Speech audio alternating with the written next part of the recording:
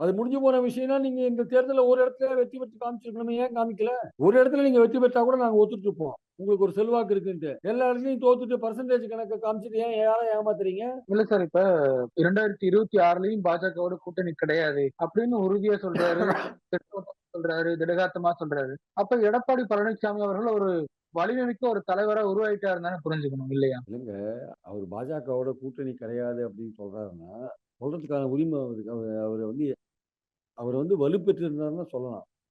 ஒரு வலுப்பெற்றிருக்காத சூழல்ல வந்து சும்மா வந்து ஏதோ போற போக்குல ஏதோ பேசிட்டு போனா, நீங்க வந்து தனிப்பட்ட முறையில எப்படி நீங்க வலுவா இருக்கிறதுக்கான ஏதாவது ஒரு சாட்சியங்கள சொல்லுங்க சார்.